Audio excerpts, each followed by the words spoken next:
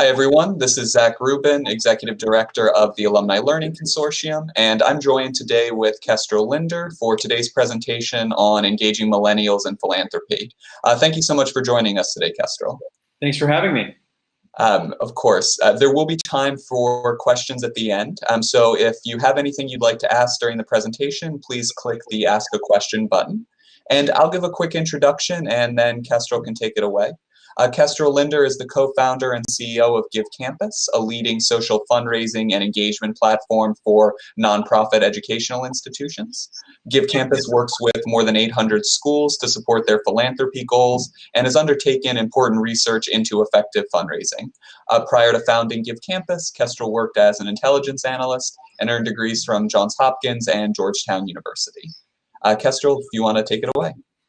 Great, thanks, Zach, and thanks everyone for joining us today. I'm excited to talk about this topic, which I think is one of great import for all of us as we strive to figure out how to better engage millennials and post-millennials, both for a variety of purposes, including obviously philanthropy and asking them to channel some of their philanthropic support to our institutions. What I'm going to focus on today is at a high level, trying to zero in on a number of characteristics that we at Give Campus believe are foundational to this population. And when we say millennials and post-millennials, we're pretty much talking about everybody born after 1980.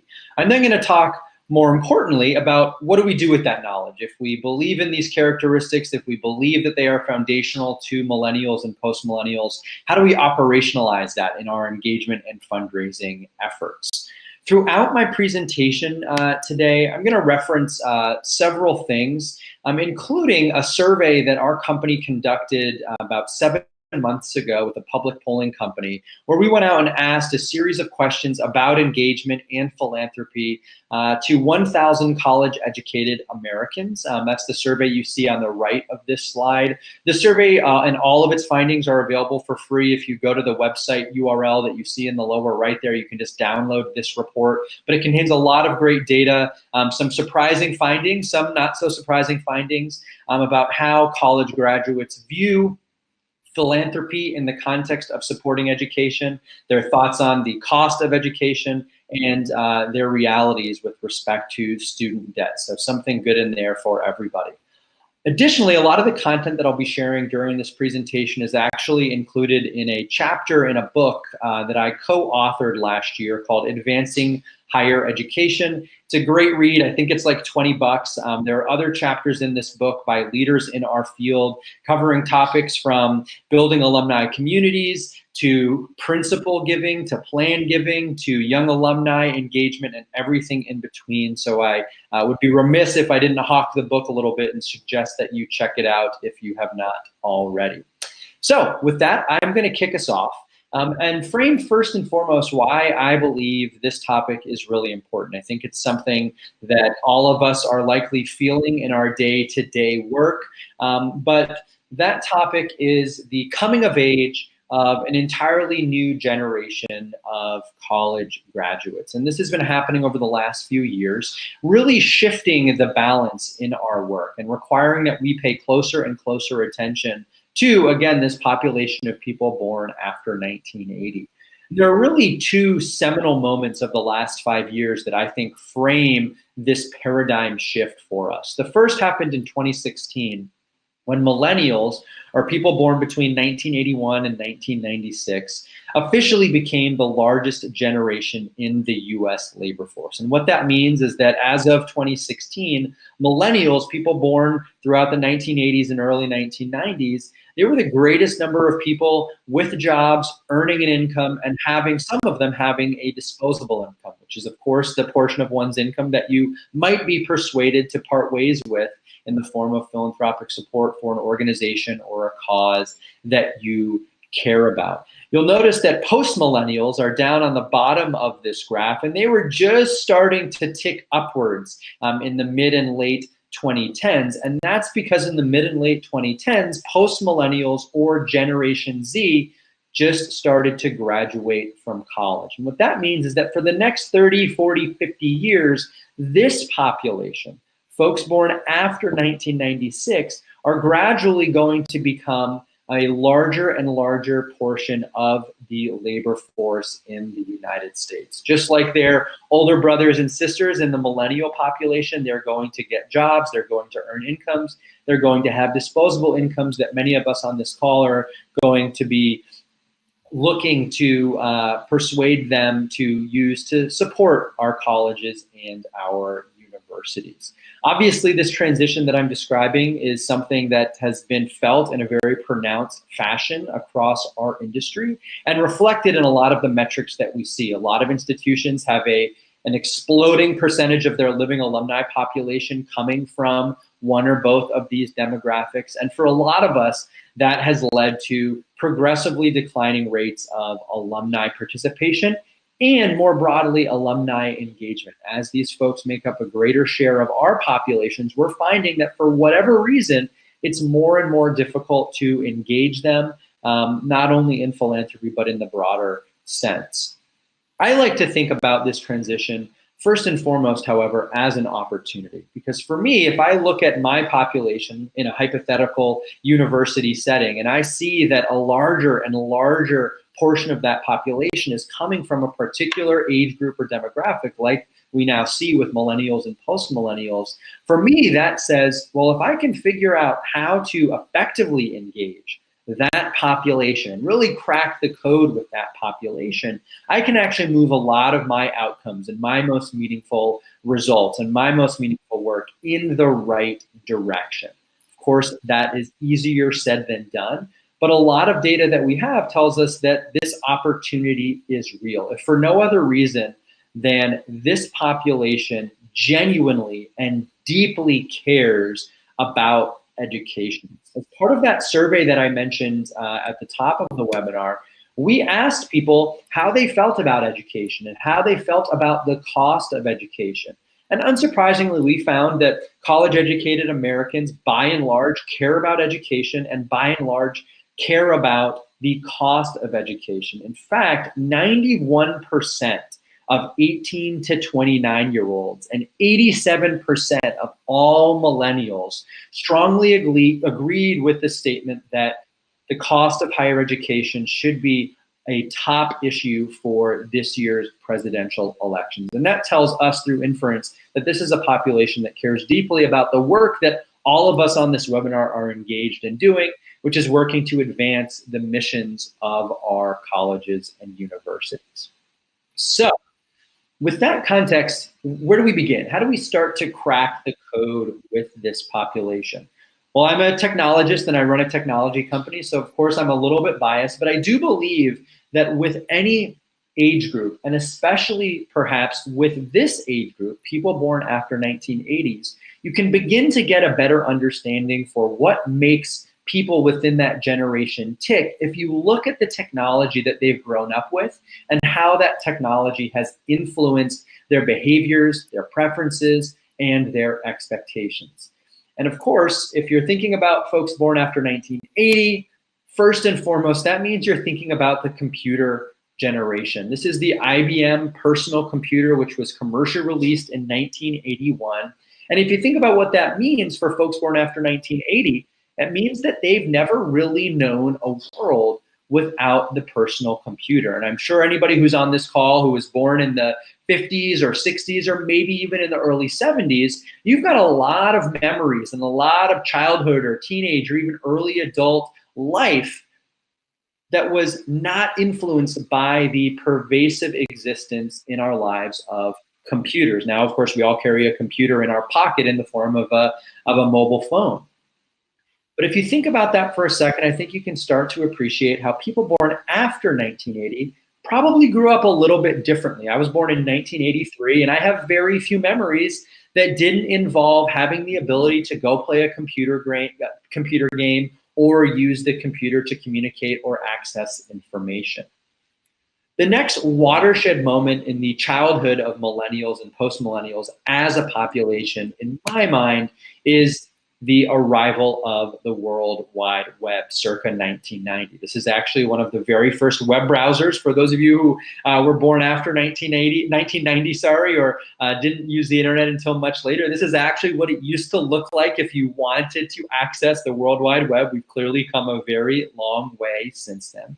But if you think about growing up in a world before the World Wide Web was ubiquitous, as opposed to growing up in a world after the World Wide Web had become ubiquitous, I think you can appreciate how people born in those two different scenarios grew up a little bit differently, how their expectations, their preferences, and their demands of the world are shaped in a different fashion. If you grew up in a world where you needed to go see somebody in person or visit the library to get information, that influenced you very heavily, as opposed to someone who grew up with the World Wide Web being able to access everything that Google puts at your fingertips. Virtually every piece of information about every topic you could ever imagine instantly at your fingertips.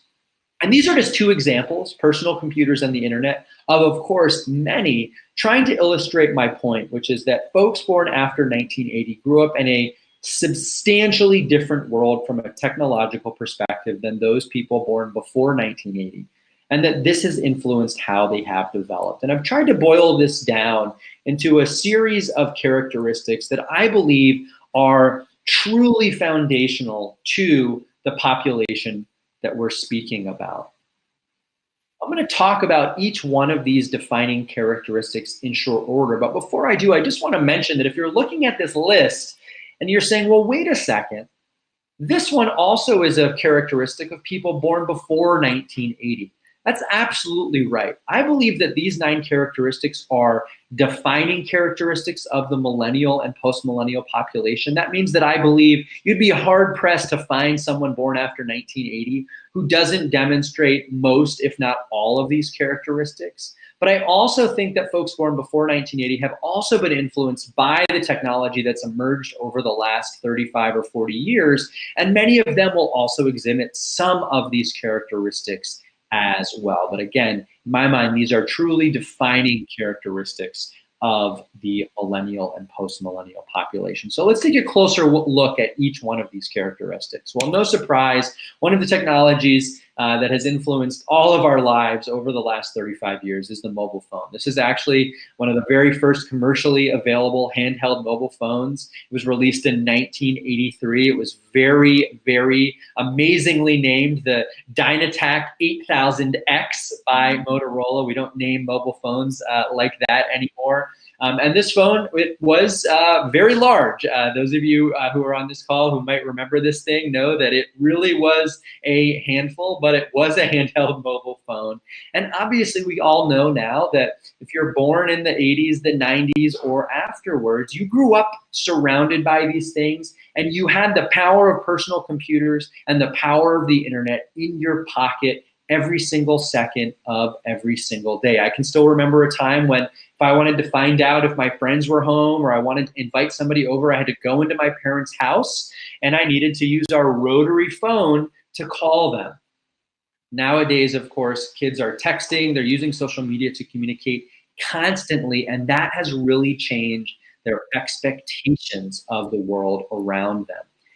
We're in the philanthropy space, and something that we watch very closely is how many donors and prospective donors are actually engaging with us on mobile devices. And we see for the first time a year and a half ago, the tide turned. And for the first time ever in 2018, more people who were engaging or thinking about engaging in philanthropy were doing so from a mobile device as opposed to a laptop or a desktop computer. This is a trend we expect to continue to see moving forward, but what it tells all of us, regardless of the specific role that we're in, whether we're organizing events or working with volunteers or helping to organize reunions or working on alumni networking and career mentoring or fundraising directly, it means that everything we do in the digital space needs to be mobile first.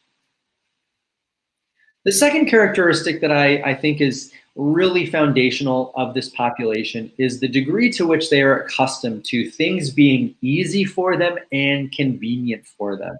And in this respect, we have no one to thank more than Amazon.com, which launched in 1994 as a tiny little online bookstore. And this is actually what Amazon looked like way back then, when they had 1 million titles and consistently low prices. Obviously, Amazon has expanded just a touch beyond selling books. Now they sell virtually everything. And what do they focus on, and what do they deliver to their customers? Ease and convenience. We've grown up now in an Amazon.com world, and what that means is that a lot of people, and especially our millennials and post-millennials, are unforgiving. They're intolerant of any sort of friction. They're sensitive to anything that increases the complexity or the difficulty of a task, even if that task is something that they are highly motivated to complete. The bottom line is that if it's something isn't as easy or it's not as convenient as they think it should be or could be, they probably won't do it at all. This is actually a topic that we explored as part of the survey that I mentioned earlier. We wanted to ask people, well, what if it was just a little bit easier to make a donation from your mobile phone? And we found that 40% of people who already give on a regular basis to their alma mater, 2 in 5 said they would give more often, or they would give more money if it was easier and if it was quicker to give from their mobile phone. So you see those two trends really converging, the importance of mobile and the importance of ease and convenience. A third defining characteristic of the millennial and post-millennial population is that they are extraordinarily frugal with their time and attention. And I think we've got a lot of technology to thank for this, but my favorite is Google, which launched in 1998. Google really exemplifies, in my mind, this idea that you can get whatever you want instantly with 1990s and 2000s technology. In other words, in the world that millennials and post-millennials grew up in, they never had to wait for anything. They get what they want when they want it. And obviously, we've seen this manifest more recently in all sorts of other technologies. If you want a ride, you use Uber or Lyft to get your ride when you want it, where you want it, very easily and quickly from your mobile device. What this means for all of us is that this is an expectation now that we're forced to contend with. Millennials and post-millennials, they're busy. They're surrounded by distractions, especially on the internet, and they might just be a touch bit prone to procrastination. If something doesn't seem urgent, if it doesn't instantly capture their attention, or if it drags on without getting to the point, a millennial or a post-millennial is quite likely to lose interest and move on to something else. So there's a premium on making sure that we deliver our message, we make our ask, if we're making an ask, we do it in a compelling fashion really quickly. The fourth defining characteristic that I want to share is also probably not all that surprising. Millennials and post-millennials grew up in the age of social media and social networking. This is the Facebook, as it was called when it originally launched in 2004. As a result of the proliferation of social media in our lives, millennials and post-millennials are heavily influenced by their friends and peers. Of course, it's always been human nature to be influenced by people that you spend time with, but I believe that now that social media and your social network is in your face constantly thanks to social media, I believe that peer pressure, that social proof, that social reinforcement are all much more present and have an even greater influence on people born after 1980. Another powerful force that has really emerged or grown thanks to the advent of social media over the last 15, 20 years is the fear of missing out, or FOMO. This is a powerful force in our lives now. It's a major contributor to our decision making. And I think as we think about what to do with this characteristic, the takeaway at a high level for me is, well, if people are influenced by members of their social network, if they know what members of their social network are doing and thinking and saying all of the time, and if what their social network is doing is something that they're more likely to do themselves, well, that provides us with a vector to gain some entry into their lives, if we can work with even a small collection of individuals to help spread our message and spread our communication and maybe even make our asks on our behalf, we're much more likely to succeed.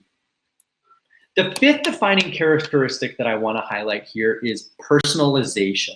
And this is one that anyone who goes online is probably well aware of and maybe even a little bit freaked out by, but the degree to which on the modern internet today, people are receiving highly personalized experiences.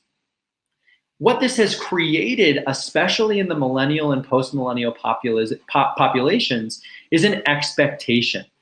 These generations are used to tailored experiences that account for their background, for their preferences, for their interests. They're used to feeling known by the organizations and entities that are trying to engage with them and market to them and communicate with them.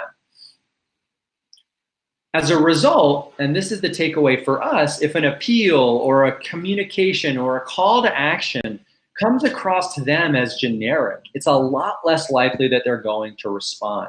I think this is especially true in our work at colleges and universities, because when it comes to interactions with your alma mater, an institution with which you have a deep and personal connection, probably a place where you lived for at least a few years, you really expect that institution to know you. And I think more so than in the private sector, you're pretty turned off when that institution offers you little more than an impersonal or perhaps a transactional experience. The sixth characteristic that I want to highlight here is motivation. And this is where I think we can talk not only about technology and how it's influenced us directly, but also the ways that people are using that technology. 30 years ago, at a lot of colleges and universities, all of our engagement and all of our fundraising was really based on the loyalty that our constituents felt to our institutions. And in contrast to earlier generations, I think what we're seeing is that millennials and post-millennials exhibit little affinity and little loyalty to organizations. Instead, they're loyal to people and they're loyal to causes. And as a result, they're motivated by the opportunity to make a tangible impact, an impact on those individuals and on those causes that they care about. Solicitations or engagement that are framed around giving through their alma mater to drive meaningful progress in an area they care about are much more likely to resonate than solicitations about giving to your alma mater. And I think we can look at websites like GoFundMe and like Charity Water to understand why this characteristic is so prevalent. On GoFundMe, you know exactly where your money is going. On Charity Water, you're able to see the beneficiaries of your charitable contribution benefiting from it right away. We struggle to do that in higher education. And I think sometimes that's because our message around impact is on a bigger time horizon. Other times it's because, frankly, we just get a little bit too in our own ways. We explored this topic specifically as part of that survey that I mentioned earlier. And what we found is that almost half of millennials would be more likely to donate if they weren't already donating, or more likely to donate more frequently or in larger amounts if they got information about the impact of their donation. And impact is the key word there. How do you show impact? Well, what we learned again from our survey is that's really about talking to people about how their money is being used. Nearly 60% of 18 to 29-year-olds that were part of our survey said they would be more likely to give to their alma mater if they could select how their money was going to be used. And obviously there's a big conversation here for us around restricted and unrestricted giving. And I know the reasons why at so many institutions, the emphasis is being placed on unrestricted giving. But what I find interesting is that with most of the schools we work with where we've explored this topic, when we get into how unrestricted dollars are being used, actually there are some very clear stories that you can tell with how that unrestricted money is going to be applied. And in fact, at most institutions, the lion's share of that money is typically going to one or two, or sometimes at most three things consistently year after year after year. At the very least, I think those are stories that we need to be telling. The seventh characteristic that I think is pronounced in the millennial and post-millennial population is their view more broadly on educational institutions through the lens of whether educational institutions are where they want to put their philanthropic dollars. And what we've seen and heard is that millennials and post-millennials believe in education. They believe that education is a worthy cause, but more often than not, they don't view education as a needy cause. They don't think that their alma mater needs their money because they paid a lot in tuition and fees, because they know that the college or the institution has a big endowment or is getting very large gifts from millionaires and in some cases even billionaires. And in some cases, millennials and post-millennials aren't even aware that their alma mater is a nonprofit. And as we surveyed this 7 or 8 months ago, one thing that came up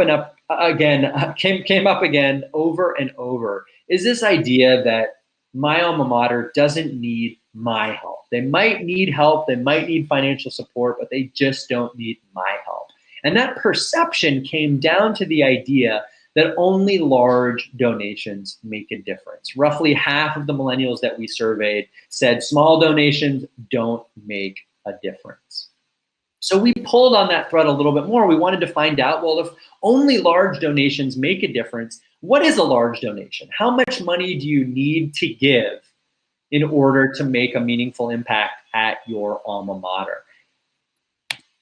The average response was $27,000. And I don't know about anybody else on this call, but I don't know that many millennials or post-millennials who have $27,000 to give. And obviously, I think the folks on this call are well aware that this perception is not aligned with reality at our institutions, that you can give much less than $27,000 and make a meaningful impact. But it's important for us to acknowledge that this is the perception and to think about how can we change that perception.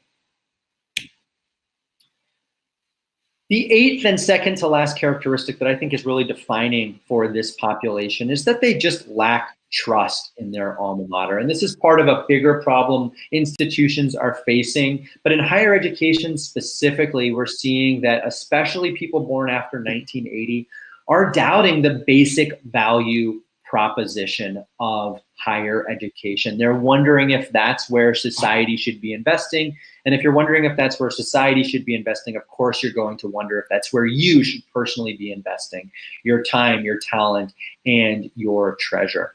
We often see that at the root of this doubt or this lack of trust is a skepticism about how institutions are managing their resources. They wonder where and how efficiently money is being spent. They question whether additional funding is worthwhile. And we pulled on these threads as part of our survey, and we came away with a really fresh sense that increasing transparency and improving stewardship are absolutely imperative if we are to hope to gain their trust and their confidence back. And I'm going to talk a little bit more about that in the second half of my presentation today. The final characteristic that I believe is defining of this population, they want to give back in multiple ways. And I know a lot of the folks on this webinar are not engaged directly in fundraising. You're not frontline fundraisers. You're not working in the annual fund. You're focused more broadly on engagement and making sure that your alumni are engaged. And one thing that we think is great about that is this is an opportunity to think about how can we better integrate our messaging and our asks and our strategies around asking our alumni for not just their treasure, but also for their time and their talent. Millennials and post-millennials, perhaps more than any generation before them, they don't only want to be asked for money, and they will resent what they perceive to be that unidimensional approach. And I know a lot of institutions are saying, well, wait a second, we ask for time and talent much more than we ask for treasure. But for some reason, the perception, and again, I think this is a perception problem with this population, is that that's not the case. They feel like they're being asked only or most often for money, when really they want to be asked for their time, they want to be asked for their advice, they want to be asked for their talent. And they're much more likely to respond to this holistic engagement strategy that integrates multiple formats for giving back, and that frames financial support as a necessary but certainly not an exclusive component of the way that they can give back and philanthropically support the institution that they love. So those are 9 defining characteristics, at least in my humble opinion, as I said earlier, for the millennial and post-millennial population. You also probably thought for some of these, well, wait a second, this is a characteristic we see a lot in our baby boomers or in our Gen Xers, and that's absolutely right. And I think what's exciting about that is if we do believe that these are 9 defining characteristics of our millennials and post-millennials, it means that work we do based on this knowledge won't only benefit our efforts with millennials and post-millennials, but will also benefit our efforts with their brothers, their older brothers and sisters, maybe even their parents and even grandparents in some cases. So where do we begin to figure out the solution here? Well, an hour webinar is certainly not enough time to answer all of these questions and really dive into deeply the answers, but I do think at a high level, the solution is we have to think about disrupting the status quo. We have to think about making leaps forward, not incremental progress, because we're always making incremental progress. When I look at colleges and universities, I see great work being done to make incremental progress, to get better every single day and week and month and quarter and every single year. Nonetheless, we're still falling behind the curve. And I think we can all honestly agree we're still not quite getting to the level of success that we want to see. Our trend lines are still not turning in the direction that we want them to be. And I attribute a lot of this to the approach that we take as an industry to innovation. I believe that if you look at how innovations and new approaches and new ideas are adopted across populations, if we give ourselves an honest assessment, we want to think about how we can move ourselves to the left on this image. How do we become early adopters more and more? How do we become innovators more and more? Because it's the innovators and the early adopters who tend to get the most out of trying something new. As a new idea or a new approach or a new technology starts to get adopted by the latter 50% of the market, by the late majority, and by the very affectionately named laggards, the premium utility of that innovation, the value you can get out of it, has already started to diminish, in part because everybody else has already started to move on to the next thing or the thing after it. And if I were to give you an honest assessment of where I believe higher education really falls on this diffusion of innovations bell curve, I would tell you that I believe most colleges and universities, most of the time, are right about at the tip of that bell, somewhere between the early majority and the late majority. And to be very clear, I think that there are instances where we see colleges and universities and a lot of individuals innovating and early adopting new technologies and approaches. But overall, as an industry, I think this is more or less where we tend to fall. How can we move ourselves further to the left? And I think there are some no-brainer solutions here based on the characteristics that I've shed a light on today and some of the findings of the survey that I've highlighted for you today. We've got to increase choice and transparency for our donors and for our prospective donors. We've got to do a better job focusing on the impact that philanthropy has. This generation is so keyed in on the impact they want to have in the world. We have to find ways to elevate small dollar giving, so that people don't think they have to give $27,000 to make an impact, because we all know that's simply not true. We have to make everything easier for this population, especially on mobile devices, whether you're asking somebody to make a gift or register for an event or sign up to be a volunteer. We have to make it easier for them. Lastly, we've got to think about how we're doing our storytelling. This is the year 2020. The rest of the world is telling stories in visual, compelling ways. A lot of colleges and universities are still telling stories on paper, the same way that they were telling stories 10 years ago, 20 years ago, 30 years ago, and even 50 years ago. This is a real letter that I got from my alma mater telling me a story and making an ask of me. It's old-fashioned, and to be frank, it doesn't work with me, and I'm one of the elder millennials. I'm probably much more forgiving than some of my younger brethren in the millennial and post-millennial generation. To zoom out a little bit more, I think we need to start asking ourselves the question within our team, as an individual, maybe our even department, how can we start to think and act more like the most innovative organizations of all, startup companies? Startups have this mentality, at least the successful startups do, that if they don't figure out the problem they're facing fast, and I mean really fast, they're going to die, they're going to cease to exist. And our industry, higher education, is facing some existential threats. So this is not actually a huge embellishment of the reality we are in right now. If we don't figure out how to crack the code with the millennial and post-millennial population, we're going to be in for some really tough times in the not distant future. How can we think and act more like a startup? Well, I want to share, to close out today's webinar, 2 tried and true strategies that startups around the world, and especially in the United States, many household names have adopted with absolutely stunning results.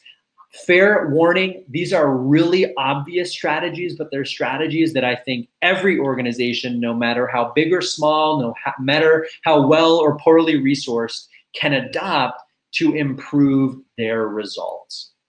The first strategy is talk to your users. Now, depending on your job, you may have one user or type of user, you might have several. Your users might be alumni, they might be students, they might be faculty and staff, they might be parents. Whoever those users are, those people that you are looking to consume whatever product you have. Again, whether it's an event, a volunteering opportunity, an act of philanthropy that you're asking them, we've got to do a better job as an industry talking to our users.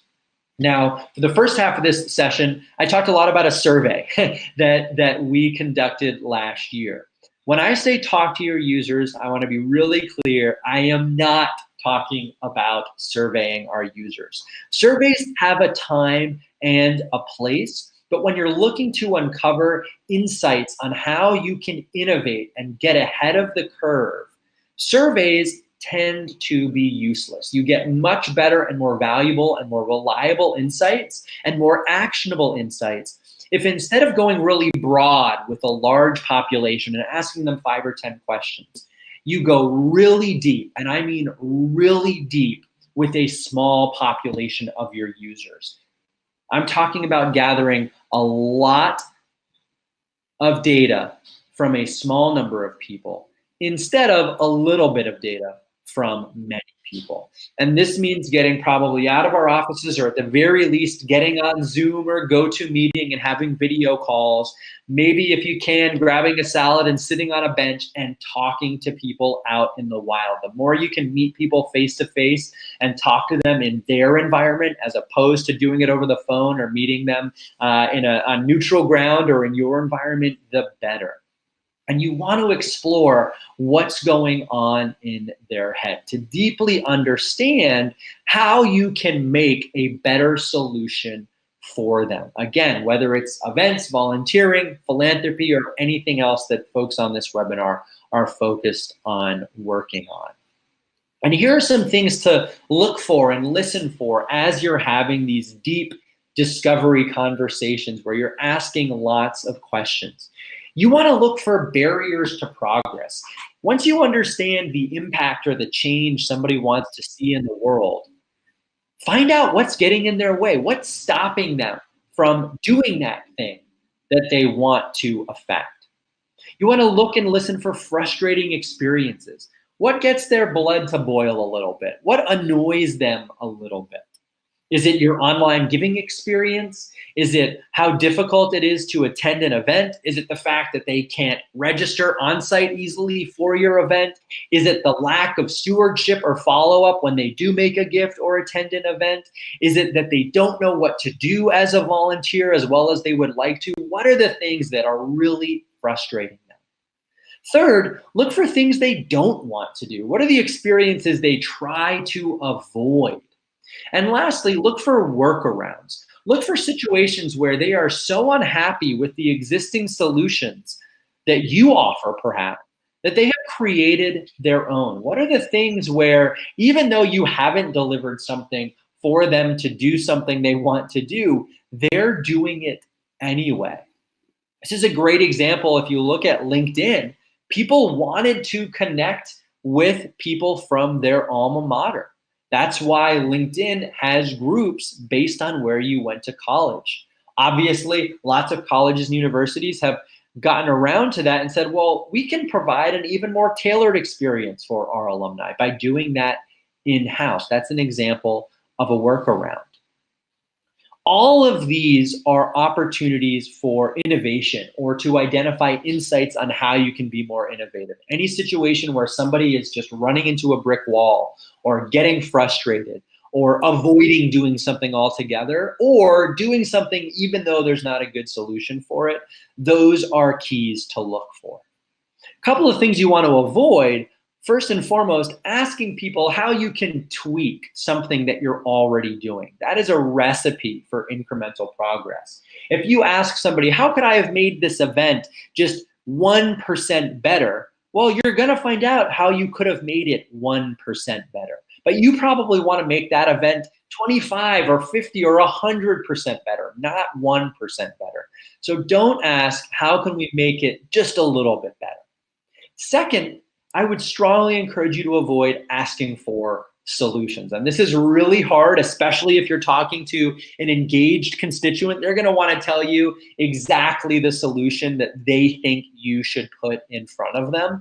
This is dangerous territory because this might create a lot of gross inefficiency for you, because if you can't actually deliver that exact solution, or once you do, your constituent says, well, wait a second, that's not quite right. Well, now you're back to the drawing board and you're gonna have to keep trying to tweak and tweak and tweak to hit the bullseye because you've allowed that constituent to prescribe a solution.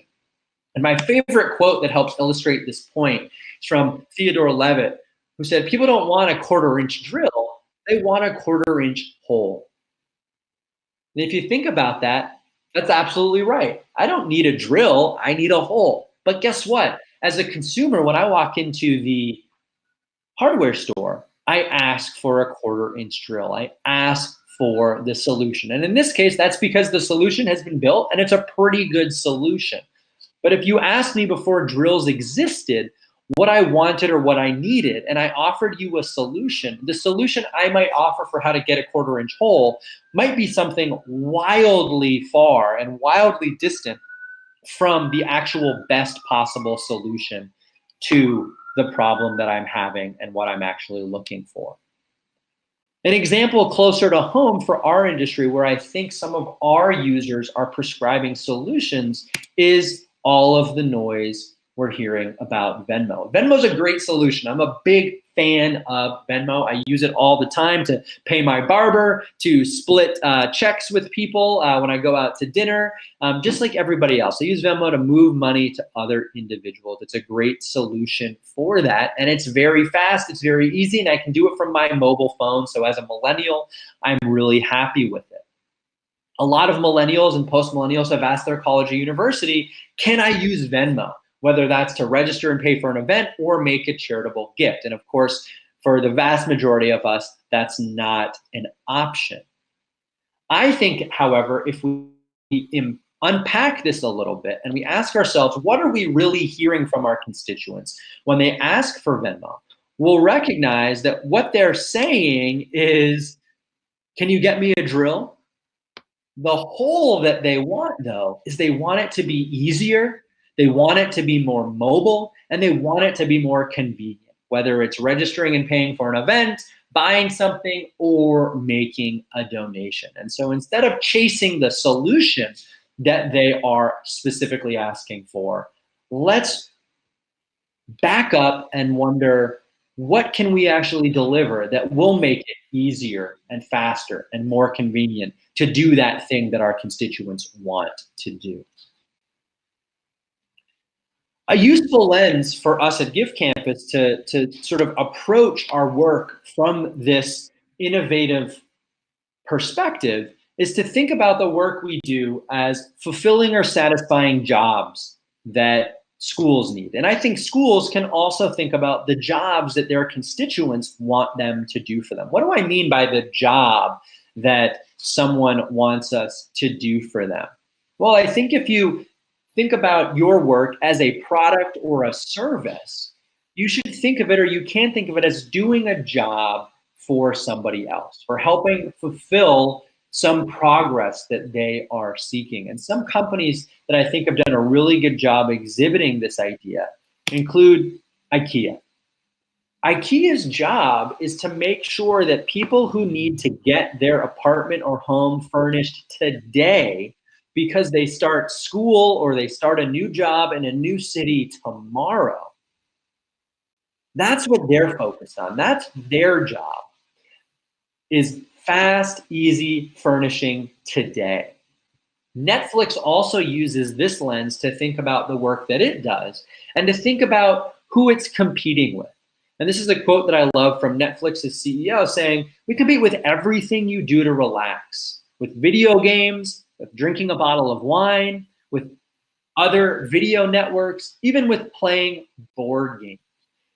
And that's sort of a mind-blowing way to think about Netflix's business. What they've realized is the job that they're being hired to do by Netflix customers is not to watch a movie or a specific movie. That is the drill. The job, or the quarter-inch hole, is actually, I just want to unwind and relax at the end of a long day or the end of a long week. And this allows Netflix to focus on its work and the product and service that it delivers in a totally different way. You're only ever going to uncover those sorts of insights, though, by talking to your users. Netflix uncovered this insight by talking to its users and understanding when and why and how its product was being consumed at times when people wanted to relax. The second and final approach that I want to share on today's webinar, to share how I think we as an industry, as individuals, as teams, as departments, even as entire institutions, can think and act more like startups to be more innovative and therefore get greater value and drive greater progress, is to start seeking failure.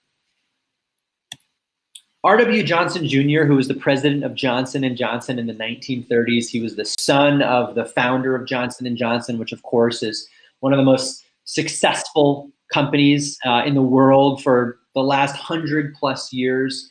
He said, "Failure is our most important product." And Johnson & Johnson, if you're not familiar with the company's history, really exemplified this idea of seeking failure. And some of you sitting in your offices right now or wherever you are probably wondering, wait a second, we're trying to seek failure and failure is our most important product. How is that possible? Of course, we don't show up for meetings and say, "Hey everyone, the goal of this meeting is to figure out how we're going to fail." So what does R.W. Johnson really mean when he says that their number one product is failure? What he really means is that at Johnson & Johnson, which of course isn't a startup anymore, but they attribute a lot of their success to this mentality and this approach and culture, they really value experimentation and trying new things.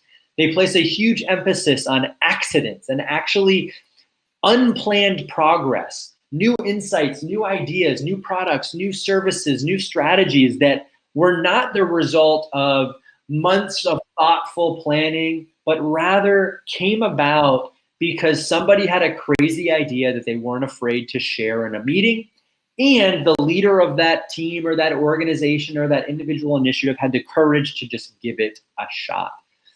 And many of Johnson & Johnson's most seminal successes over the last 100 years actually came out of this culture and this approach. Baby powder, as an example. 130 years ago, in 1890, Johnson & Johnson was pretty much a supplier of medical supplies and pharmaceutical products. I think they made most of their money off of gauze and medical plasters.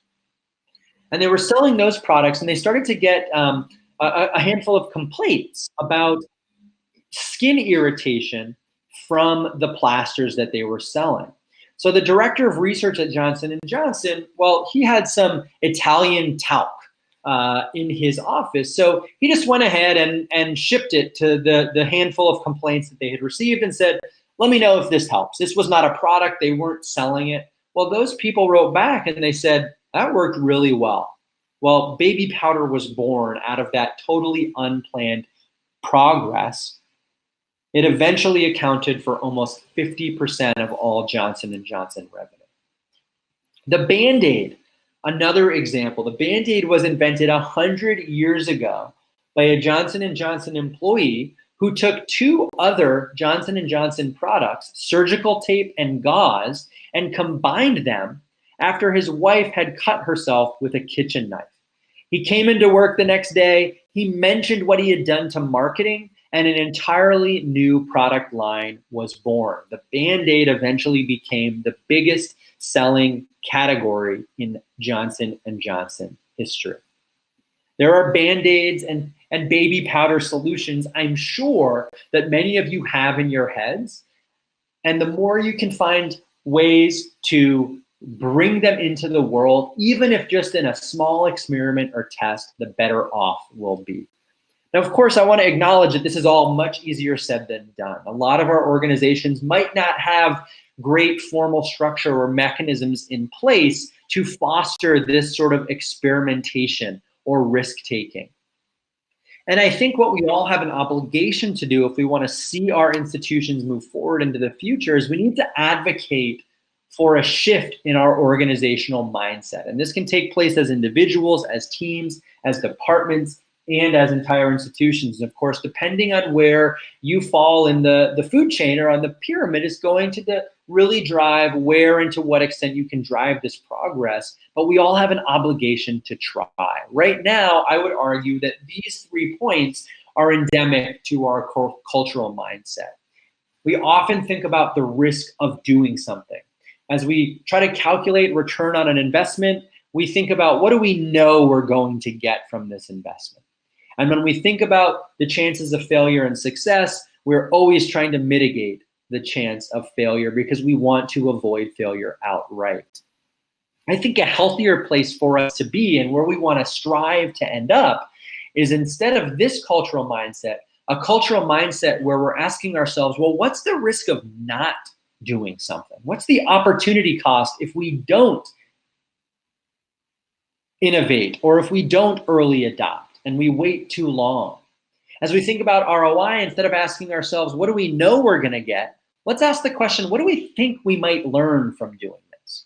And lastly, instead of being so worried about minimizing our chances of failure, let's point out when there aren't any failures and say, wait a second, that's a red flag. If we're succeeding all of the time and hitting all of our targets all of the time, are we really pushing the envelope in the way that we need to push the envelope to innovate and drive as much meaningful progress as we possibly can?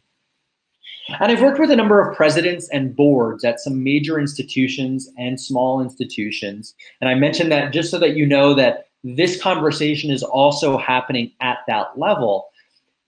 I've worked with them to think about how can you do a sanity check at your organization to assess where you are on the spectrum of those cultural mindsets. And I want to offer 3 simple sanity checks that I believe anyone in any position, whether you're the vice president of advancement or you're brand new to the profession and you're working in alumni engagement, I think you can push for these sanity checks in a way that will be constructive and productive for your institution. The first is a sanity check on your cultural norms.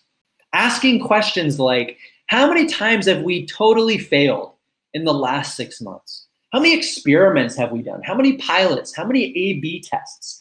Asking these questions, even if they're rhetorical, will shine a light, perhaps in your organization. This may not be true for everybody, but it might shine a light on where your cultural norms are and get people thinking about whether they want to move those norms in a different direction. The second area where I think you can conduct a nice sanity check in a way that will be well received by your leadership, by subordinates, or by middle management, again, depending on your current position, is asking, how much do we spend on our print magazine? And how much do we spend on our digital content and our digital communications? We know that millennials and post-millennials, who are now and will for a long time be the largest portion of our target population, they live on the internet. They're social, they're mobile, they're digital beings. So if we're spending $10 or $100 on print for every dollar we spend on digital, that's probably a big problem. And last but not least, an area where I think we can all constructively do a sanity check is thinking about staff structure and staff investment. If you look at your team's org chart, for example, how closely does it resemble the org chart from 5 or 10 years ago? Our world is rapidly changing, not just in terms of technology, but in so many other ways. If our org chart looks exactly or almost exactly the same way it did 10 years ago, that might be a sign that we need to think about how to change it. If we lack dedicated, well-resourced roles focused on young alumni, focused on digital, that's probably an area where we should all be throwing a flag and saying, this is something we need to be talking about. In conclusion, the world is changing. Millennials and post-millennials are now in a very large and going to be a larger portion of our population. I hope I've shared some characteristics of those populations that are useful to all of you, as well as these approaches to how we do our work, how we think about being innovators that will be useful. I know we have a few minutes left on today's webinar, and I'm happy to take any questions there might be. I'm also happy to get emails from anyone who's on today's call who has a question that we're not able to get to. But one more time, I just want to thank everybody for joining us. And I'll turn it back over to you, Zach. Kestrel, thanks so much. I think you covered a lot of really interesting ground there. We do have a few questions, probably more questions than we have time for, but I'll start with one that a few people have mentioned in their questions, and just about if there was anything in the survey or any thoughts on student debt among millennials and post-millennials, and how that affects giving and engaging with them and elevating the need for giving from that population. Yeah, we absolutely did explore that topic, and we wanted to understand, reality and perception. So some of the questions we asked in the survey, and again, I'll go back to this slide in case anybody wants to download the full survey and sort of peruse all the findings themselves. But we asked every participant in the survey a couple of questions about their debt situation or whether they didn't have debt. We asked whether they had debt, whether they took on debt to get their education. We asked how much they were currently paying on a monthly basis if they were paying off debt. And then we correlated all of that information, all of that profile information about the respondents to the survey with information on their views about giving and their giving habits. And what we found that was really, really interesting is that despite a lot of, I think, the common assumptions on debt, we found in this survey that people who said they had debt and or were currently paying off their debt were actually substantially more likely to be people who said that they also regularly give back to their alma mater. And that was a big surprise to us because, again, I think we thought, like a lot of people thought, that if you have debt, that's probably a primary driver for not giving back. Actually, it turned out that people with debt were more likely to say, I'm a donor to my alma mater. Very interesting, very interesting. And probably just time for one more question here. And we've got two sort of similar questions, but people wondering how overcome that challenge with schools not being seen as, being seen as worthy but not needy. What have you seen schools doing to emphasize that, and maybe tying it back to some other questions related to the idea of people not feeling like a small gift is of significance? Yeah, I think, you know, this is obviously a huge challenge, so I don't want to minimize it by giving such a short answer. So I just want to acknowledge that up front, that we could probably have an entire webinar focused on this particular question of, well, if they're worthy but not needy, what do we do about that perception? I do think that for fundraisers, and those are the professionals that at Give Campus we work most closely with, the ways in which we talk about our need, there's a lot of room for growth there. For example, I don't know any institution in the country, maybe they're out there, but I can't think of one, where the cost of tuition actually is equal to what the institution spends on a per student basis, right? Every institution has a gap. You're spending more money per student on a per student basis than you're actually receiving in the form of tuition and fees. That's a delta that I think we need to talk more about, and talk about the fact that philanthropy is not the only way, but it is a very critical way to close that gap and make sure we can continue to deliver the high quality experience and education that we expect and demand of ourselves, given that funding gap. The other piece of this, in my opinion, is thinking about how we talk about, and you brought this up, Zach, how we talk about and celebrate gifts of varying sizes. We always celebrate the million, $100 million, $1 billion donations now, thanks to Mike Bloomberg last year to Johns Hopkins, right? We're talking about enormous and incredibly generous acts of philanthropy, and they get a lot of very well-deserving press. What we see a lot less of is celebrating the impact of people who are giving $50 or $10 a month. There are a lot of those people, and so it can beg the question, do we celebrate one of them? Do we celebrate all of them together? I don't know the answer to that question, but I think we have to be thinking about that. We probably need to be experimenting with that. We need to be running A/B tests. This is a great area where you can see if we steward or solicit our donors with a story about an individual who's making a routine, whether it's annual or monthly, $50 or $100 donation.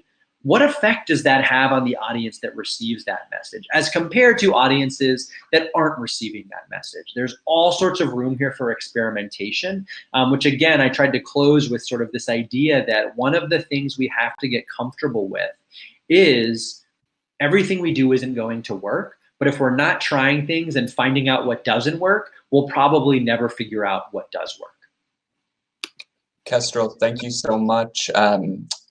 This recording will be available on the website where people registered. There are also great upcoming webinars as well that folks can check out.